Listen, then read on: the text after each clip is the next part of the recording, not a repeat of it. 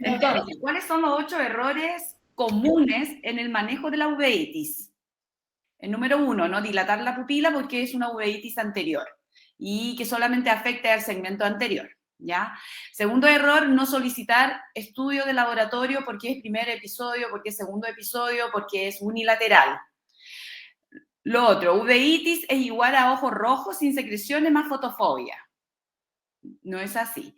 Las inflamaciones intraoculares leves no causan problema. O que los corticoides sirven para cualquier tipo de uveitis, o hay que usar la baja dosis de corticoides para evitar los efectos adversos de ellos. Y los otros errores comunes son uso de inmunosupresores, se reserva solamente para enfermedad grave. Y lo último, que los inmunosupresores tienen más efecto adverso que los corticoides. ¿Cómo hago que desaparezca esta barrita? Ahí sí. Ahora sí. Ya, entonces ahora vamos a desglosar uno por uno. El error número 1 es no dilatar la pupila en la uveitis anterior. Acá les voy a ilustrar con un caso clínico de una paciente femenino de 49 años que fue derivada ella con el diagnóstico de derivación de una uveitis anterior bilateral recurrente en los últimos 10 años. Ella era de provincia y llegó a la interconsulta con un antecedente de neuropatía óptica bilateral. La agudeza visual mejor corregida de entrada del ojo derecho era de 0,5, del ojo izquierdo 0,7 parcial. La presión intraocular bilateral estaba normal y ambos ojos presentaban sinequias en 360 grados. No se podía dilatar, no se podía examinar el polo posterior. Pero lo cierto es que la paciente tenía edema macular en ambos ojos. Y como en ese momento no teníamos más antecedentes y se veía una uveitis anterior, no se alcanzaba bien si tenía vitreitis de forma clara o no. Este paciente le puse una inyección subtenoniana de Kenalog en ambos ojos. El paciente respondió muy bien, mejorando la agudeza visual a 0,8 en el ojo derecho y el ojo izquierdo en 0,9. Y bajó también la celularidad tanto en la cámara anterior y en la cámara posterior no tenía vitreitis en ese momento. Pero con el paso del tiempo y paciente después ha tenido múltiples episodios, finalmente le tuvimos que hacer desarrollo de catarata, por supuesto, y le hicimos la cirugía de catarata, le rompimos la sinequia, le pusimos lente y finalmente pudimos acceder a su fondo de ojo para examinar bien y se veía secuelas en ese momento ya de un síndrome BKH. Tenía estos nódulos de Dallen-Fuchs, ¿cierto?, hacia la periferia, tenía una neovascularización en el ojo derecho con una fibrosis en ese momento. Y se diagnosticó entonces en este paciente BKH ya en la fase crónica, porque nunca se trató bien en la fase aguda, porque sabemos que si uno trata bien en la fase aguda, la enfermedad se puede remitir, ¿ya? Entonces, este paciente ya se encuentra en una fase crónica de la enfermedad BKH, recurrente, con una fibrosis subretinal en un ojo, en el ojo derecho. La visión del ojo derecho después empezó a caer por esta neovascularización a 0,1 y el ojo izquierdo estaba en 0,6. Y por tener la membrana epiretinar en ambos ojos, se realizó una vitrectomía por esta membrana epirretinal, más peeling en ambos ojos. El ojo derecho finalmente llegó a tener 0,3 de visión y el ojo izquierdo 0,6. ¿Ya? Con este ejemplo, lo que le quería ilustrar es que una uveitis anterior aparentemente no necesariamente es una uveitis anterior. Entonces, siempre dilatar los pacientes y siempre revisar el fondo de ojo, ¿ya? El caso de este paciente igual estaba un poquito contaminado porque venía ya un cuadro crónico de mucho tiempo. Bueno, lo que dijimos, algunas uveitis anteriores idiopáticas también causan edema macular, especialmente en los casos crónicos, ¿ya? Y muchas uveitis también pueden partir como una uveitis anterior. Entonces, como obligación, dilatar a todos los pacientes uveíticos en la primera consulta. ¿Ok? El segundo error es no solicito los estudios de laboratorio porque casi siempre son negativos, ¿ya? El estudio etiológico es súper importante, tanto para el correcto tratamiento como para el pronóstico del paciente. Siempre hay que solicitar estudio, no importa que sea el primer episodio, ya sea de laboratorio o de imágenes. Y hay que diferenciar un poco entre los estudios de screening y los estudios de target, ¿ya?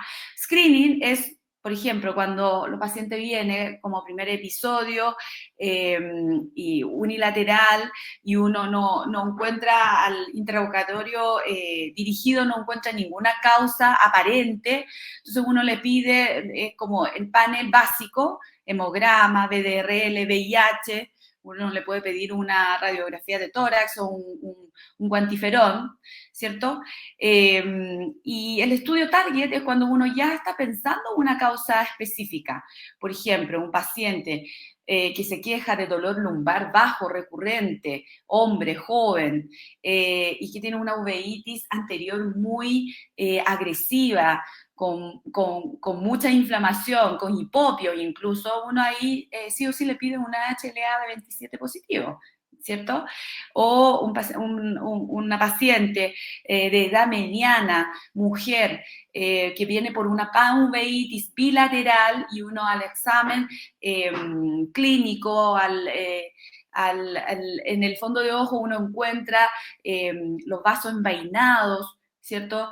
Y que paciente también a veces refieren síntomas respiratorios, uno ahí pide una enzima convertidora pensando justamente en una sarcoidosis, ¿cierto?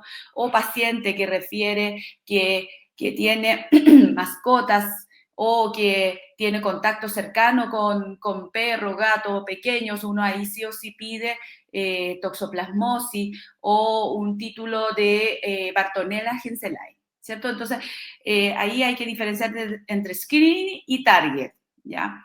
En el primer episodio de uveitis anterior idiopática, es lo que hablamos, hemograma, BDRL, VIH, radiografía de tórax como obligatorio. Expandir el estudio cuando es recurrente, cuando es granulomatosa, posterior y algunos hallazgos positivos en la exploración por sistema al interrogatorio dirigido. Este es el doctor Rosenbaum, ¿ya? El doctor Rosenbaum dice que para evaluar los pacientes con uveitis, el laboratorio nos proporciona información importante, pero la historia y la examinación previa es súper importante, ¿ya? Usar el test de laboratorio de forma promiscua, así estrellada, casi todos los exámenes para cualquier paciente nos conlleva a un diagnóstico incorrecto y también incrementa mucho el costo en medicina, ¿ya?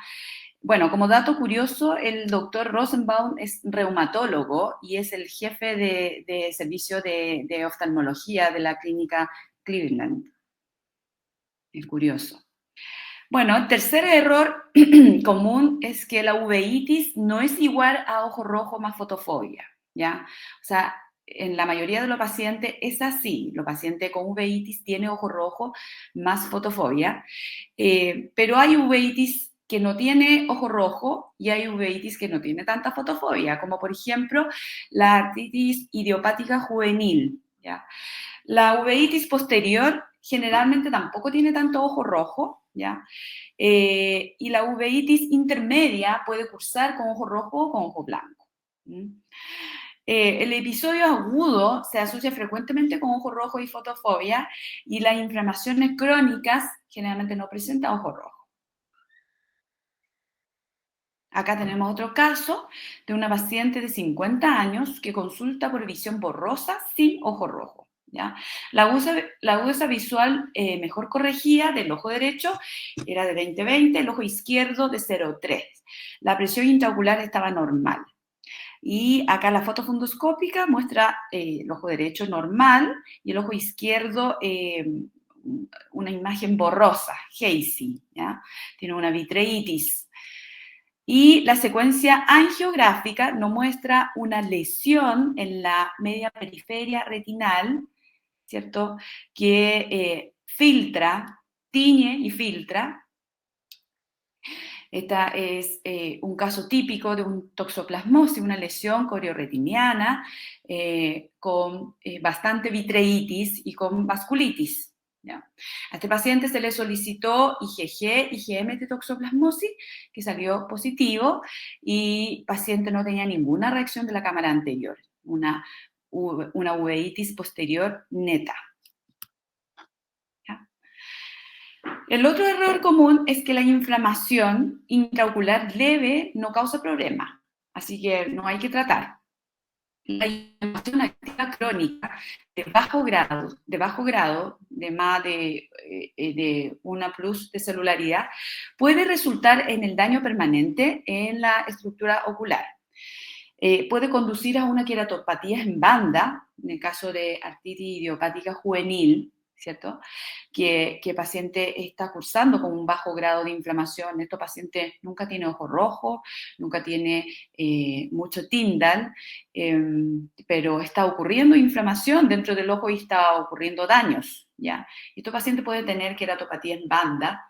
El paciente también puede desarrollar edema macular crónico con quiste intrarretinal, agujero macular o membrana epirretinal, como el primer caso, que desarrolló membrana epirretinal en ambos ojos.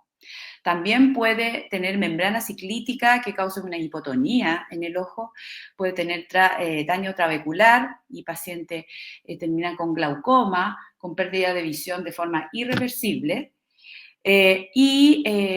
Paciente, por supuesto, puede desarrollar cataratas. Acá yo diría que la única excepción es Fuchs. Fuchs es una de las pocas, si no es la única, uveitis que tiene una inflamación crónica, pero no hay que tratar activamente, porque el tratamiento causa más secuela, el uso crónico de corticoides causa más secuela que el efecto mismo. ¿Ya? Acá tenemos otro caso de una paciente de 50 años que consultó por visión borrosa en el ojo izquierdo. La agudeza visual del ojo derecho era 20/20, el ojo izquierdo 0,1, la presión intraocular estaba normal. La foto fundoscópica nuevamente muestra que el ojo izquierdo se veía borroso, ¿cierto?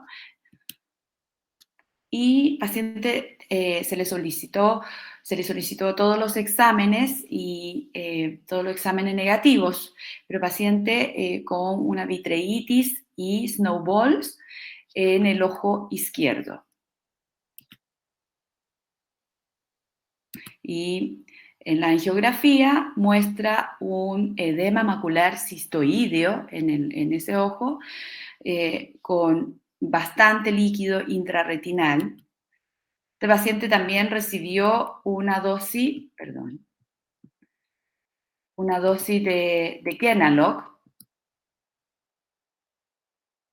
subtenoniana, respondiendo muy favorable, mejorando la agudeza visual y también con una mejoría anatómica importante en el OCT. ¿Ya? El quinto error común es que dice que hay que usar dosis baja de corticoides porque los corticoides tienen muchos efectos adversos, ¿ya? Siendo que es un poco lo contrario, hay que usar alta dosis cuando hay que usarlo, ¿ya? Para controlar totalmente la inflamación, pero poco tiempo. Los corticoides hay que atacar con una alta dosis y bajar rápidamente, hay que usarlo en poco tiempo. ¿Ya? Hay que tener la mínima tolerancia con el grado de inflamación intraocular.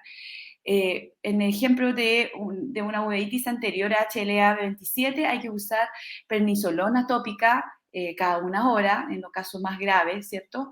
Y mi conducta preferente es la uveitis no infecciosa posterior o panuveitis, es partir justamente con esta megadosis de corticoides, que es pulso de metilprednisolona, 1 gramo por día, por 3 días, y después seguir con la terapia de mantención, que es 1 mg/kg, y los pacientes finalmente tienen que quedar con esta dosis de corticoide, que es la dosis libre de complicaciones, menor a 7,5 miligramos día.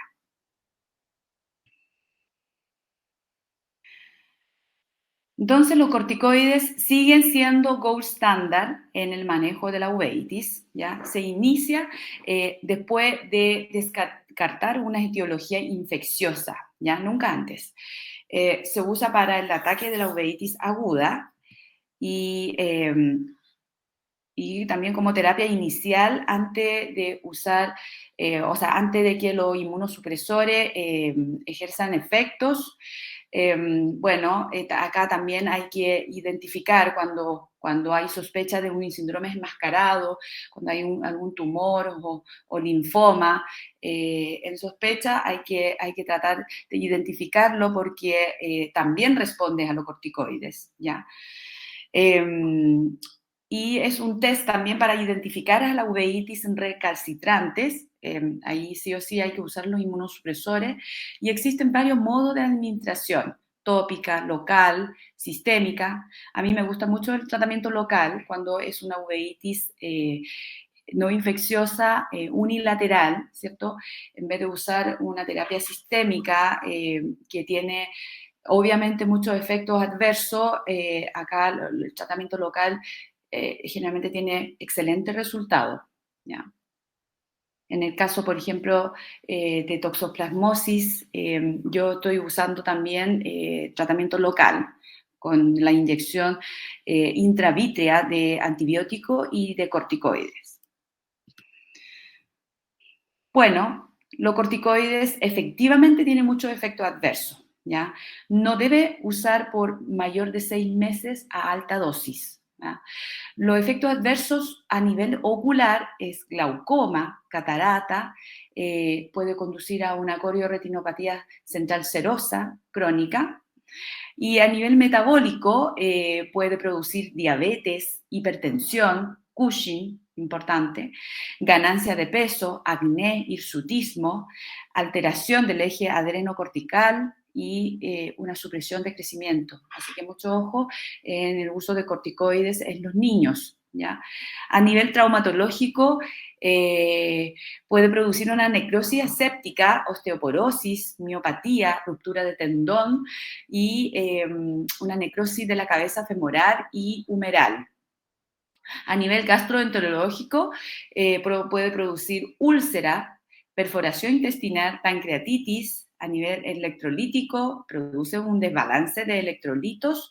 A nivel neurológico, puede producir psicosis, depresión, insomnio.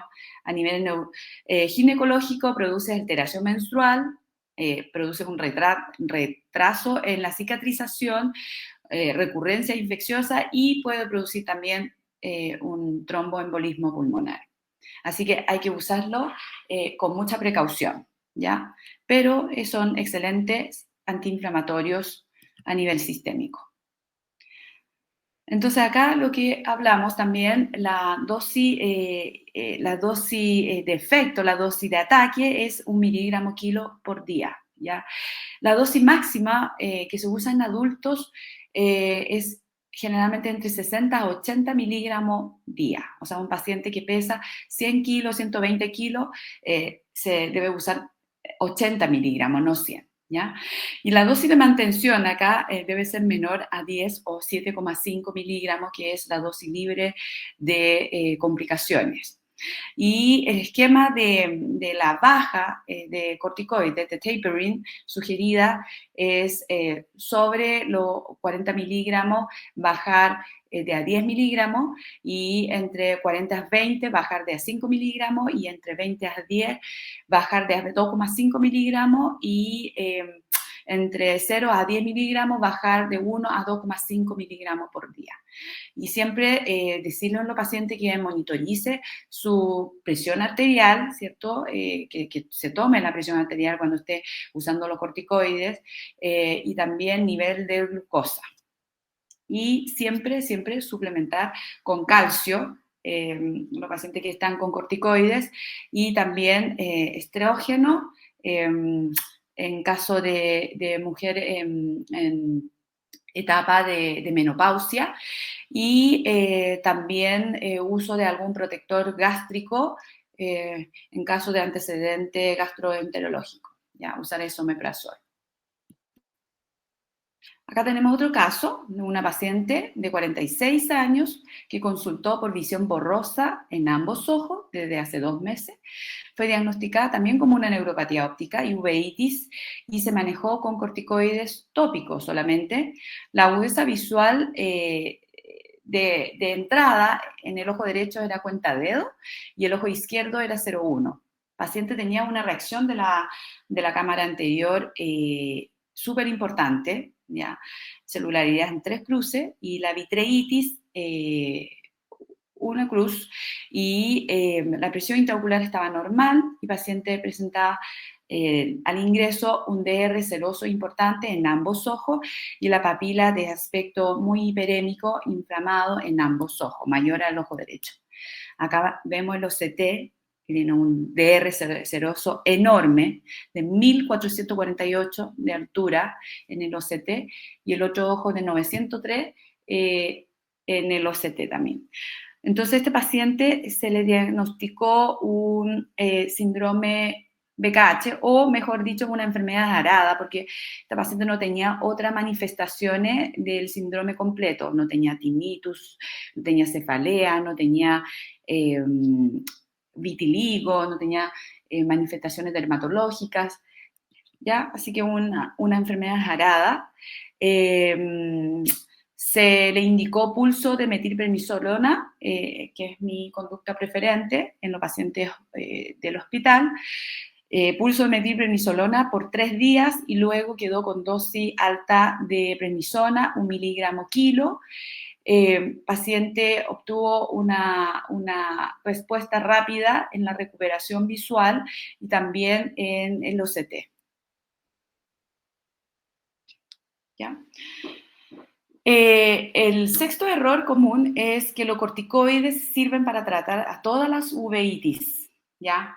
Si bien los corticoides siguen siendo la piedra angular en el tratamiento de la uveitis, el tratamiento inicial de todas las uveitis infecciosas no es con corticoides. Por ejemplo, LUES, ¿ya? Sífilis se trata con penicilina sódica, endovenosa. La tuberculosis se trata con la terapia también antibiótica. El toxoplasmosis también se debe iniciar el tratamiento con antibiótico y luego sigue que hay mucha vitreitis con corticoides. Y la necrosis retinal aguda, citomegalovirus, todos los cuadros infecciosos se debe iniciar el tratamiento con antibióticos, antivirales, antiinfecciosos en general, antes del inicio de los corticoides.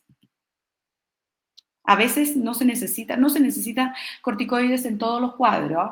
A veces con el uso de antibióticos, el paciente recupera visión, recupera la inflamación y no es necesario el uso de corticoides, ¿ya? Como este caso, un paciente masculino de 63 años que consultó por visión borrosa en ambos ojos desde hace 1 mes. Y la agudeza visual de entrada del ojo derecho era de 0,7, del ojo izquierdo era de 20/20. ¿Ya? Este paciente tenía una reacción de cámara anterior leve en ambos ojos, ¿ya? Y tenía vitreitis específicamente en el ojo derecho. La presión intraocular en el ojo derecho estaba en 28 y en el ojo izquierdo está en 25. Tenía una papila de aspecto muy hiperémico, muy inflamado, como se ve acá en la foto, ¿cierto? Muy rojo, apenas se ve la excavación en el ojo derecho y no se ven otras lesiones corioretinianas.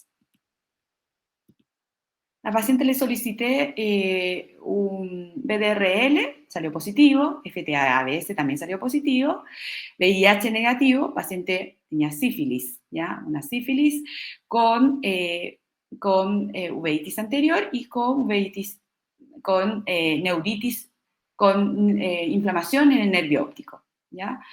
No tenía otras manifestaciones en la retina. Este paciente se hospitalizó y se le dio tratamiento con penicilina sódica primero y después penicilina intramuscular, con una recuperación total de la agudeza visual, y el nervio óptico acá se ve post-tratamiento ya bastante normalizado. Y no requirió en este caso, esto es pre, el lado izquierdo, el lado derecho es post. Y este paciente no requirió uso de corticoides sistémicos. ¿Ya? Bueno, no sé si hay alguna duda hasta el momento. No, y creo que, no sé, por lo menos yo usualmente a la UIT anteriores, la primer episodio como que no le pedía exámenes, como que siempre era como, ya, la UIT anterior, unilateral, es como que darle prednisolona 2 horas y ver cómo anda, y si no responde uno le pide exámenes, como que yo tenía ese concepto de... Pero claro, se entiende que finalmente igual un UIT que uno debería pedirle exámenes. Claro, claro, es que lo que pasa es que también es un tema discutido, ¿ah? O sea, eso yo le estoy entregando mi visión, pero es discutido en el primer episodio. Lo que pasa es que el territorio ocular es un santuario inmunológico, entonces no debería haber ningún grado de inflamación. Si es que está ocurriendo inflamación, es porque está pasando algo. Entonces, en fondo es como con el deseo siempre de encontrar a la causa de la enfermedad de uno. Yo por lo menos pido siempre la batería básica, no pido muchos exámenes en el primer episodio de uveitis anterior, pero sí por lo menos descartar sífilis y VIH, ¿ya? Eso. Bueno, el séptimo error común es que los inmunosupresores se reserva solo para enfermedades graves, ¿ya? Este ya es un concepto antiguo y obsoleto. Si bien los corticoides siguen siendo la piedra angular, pero el uso temprano de inmunosupresores tiene un efecto ahorrador de corticoides y mantiene el ojo desinflamado en el tiempo, ¿ya? La toxicidad de los inmunosupresores es conocida también, ¿ya? Y se puede manejar.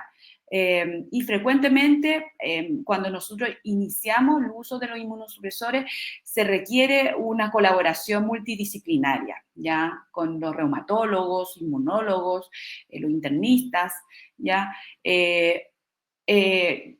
En mi caso, yo sigo manejando al paciente. Yo le doy la dosis inicial de los inmunosupresores, pero sí quiero que los reumatólogos le hagan el estudio sistémico en caso de una uveitis que en fondo no encuentro una causa ocular y que se está sospechando alguna causa sistémica. Yo sí quiero que los reumatólogos le hagan un estudio sistémico completo para ver si hay alguna enfermedad sistémica, y también en el tiempo para que ellos también vayan controlando a los pacientes referentes a los posibles efectos adversos de los inmunosupresores, ¿ya? Pero yo creo que el manejo principal sigue siendo de oftalmólogo, porque somos nosotros que tenemos que observar si el paciente está respondiendo, está bajando la inflamación o no, o requiere un cambio de inmunosupresor, o requiere aumentar la dosis, o requiere pasar a un biológico, ¿se fija? Porque muchos colegas pasan directamente esta tarea a los reumatólogos, pero ellos no pueden observar qué es lo que está pasando dentro del ojo. Actualmente hay patologías de indicación de inmunosupresores de entrada, ¿ya? Bueno, los inmunosupresores más utilizados son los antimetabolitos, ¿ya? Y acá tenemos 3 que son muy utilizados: metotrexato, azathioprina, micofenolato, ¿ya? Los alquilantes se usan poco por su efecto o su correlación con cáncer, ¿cierto? La ciclofosfamida, clorambucilo, se usa en algunos casos de uveitis recalcitrante que no ha respondido o que se asocie con alguna vasculitis sistémica importante, ¿ya? Los inhibidores de la célula T se usa bastante. Acá en Chile se usa mucho menos, la ciclosporina, tacrolimus. En oftalmología lo he conversado con los colegas y aparentemente es por el tema de costo y poca disponibilidad, ¿ya?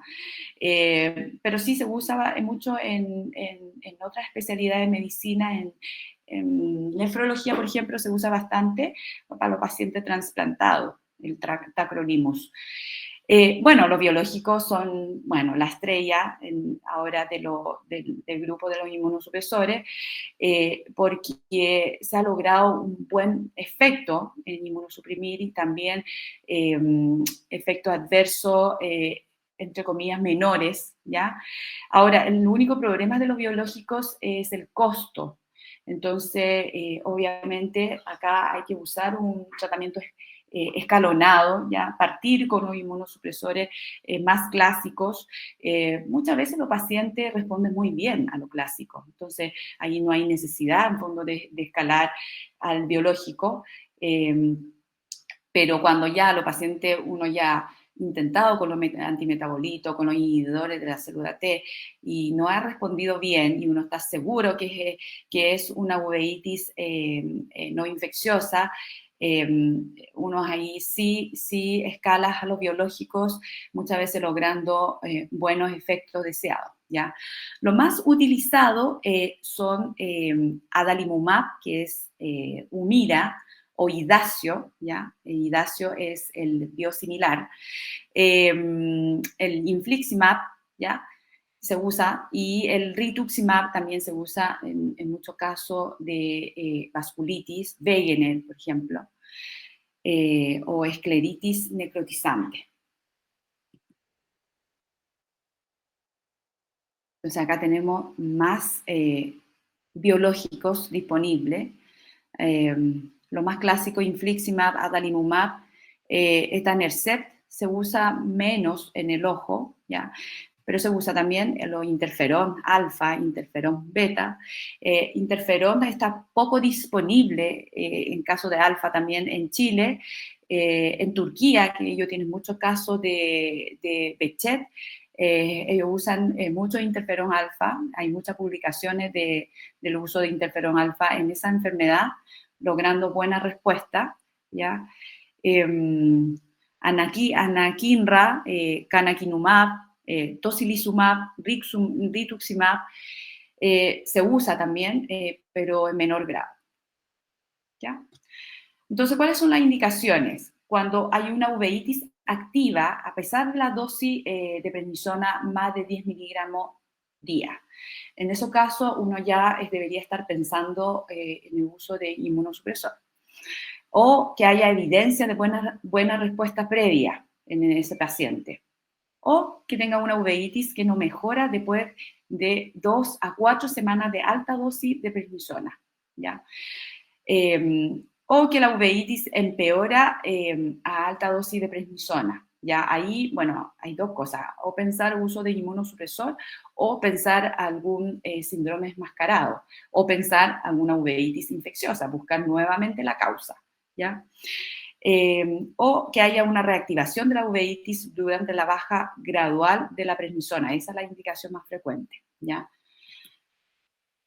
¿Cuáles son las indicaciones de los inmunosupresores de entrada? ¿Cuáles son esas enfermedades? Cuando hay patologías con riesgo vital, por ejemplo, Wegener, ¿ya? Poliarteritis nodosa, Behçet. Behçet es una de las enfermedades que tienen indicación de inmunosupresión de entrada, porque es una uveitis muy agresiva y consume muy rápidamente la agudeza visual, causan daño irreversible, entonces hay que desinflamar rápidamente, hay que apagar el incendio, ¿ya? En la enfermedad de Behçet. O cuando hay una policondritis recurrente con compromiso escleral y vasculitis retinal, o que hay lupus con vasculitis retinal y coroiditis. O las patologías con un riesgo alto de pérdida visual severa, como por ejemplo oftalmía simpática, VKH. VKH hoy día es una de las enfermedades también ocular con indicación de inmunosupresión de entrada. Coroiditis multifocal y panuveitis, ¿ya? También es muy importante, acá hay que usar inmunosupresores para evitar que las lesiones corioretinianas lleguen a la fobia, porque cuando llegues ahí, nosotros ya sonamos con la visión, ¿ya? Entonces hay que inmunosuprimir rápidamente. Cuando hay Birdshot también tiene indicación de inmunosupresión de entrada o cuando hay una coroiditis serpiginosa. ¿Ya? Otra enfermedad es altamente sugerente, pero ahí hay que evaluar caso a caso. Son artritis idiopática juvenil, ¿ya? Muchas veces los pacientes parten con corticoides y luego con metotrexato, ¿ya? Es altamente sugerente, la sarcoidosis también, nefritis intersticial idiopática, pars planitis idiopática,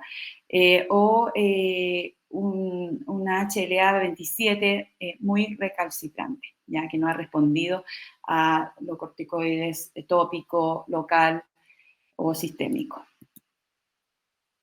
Ya, acá, bueno, le estoy mostrando un paper, bueno, un curso que participé en Venecia de uveitis, como fue como un campamento de uveitis.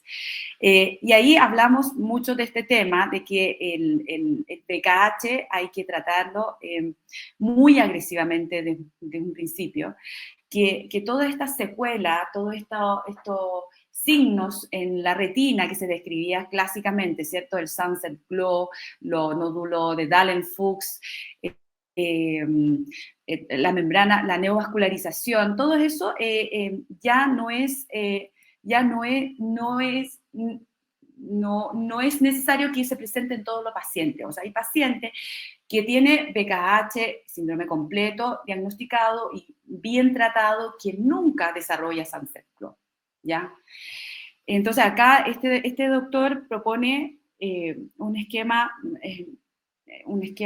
que yo utilizo también, que es con micofenolato a dosis alta, que se deja en la entrada para los pacientes con VKH, y ahí vemos que los pacientes nunca desarrollan estas secuelas en la retina, y se logra la remisión de la enfermedad. O sea, el paciente después no llega a esta fase crónica de VKH, que esté recurriendo constantemente la uveitis anterior, la uveitis posterior, y que necesite medicamentos de forma crónica, ¿ya?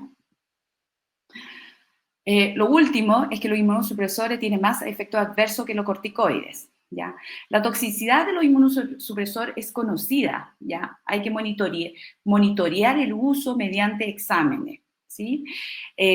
Los exámenes de sangre, perfil hepático, perfil renal, cada 4 o 6 semanas, después de inicio, tenemos los exámenes basales y luego cada 4 o 6 semanas hay que estar solicitando estos exámenes para observar si hay alza de enzimas hepáticas, si hay alteraciones en la función renal y, por supuesto, tener muy claro los criterios de suspensión, ¿ya? Sabemos que el metotrexato, azathioprina y micofenolato principalmente tiene hepatotoxicidad, ¿ya? Y supresión de la médula, micofenolato no.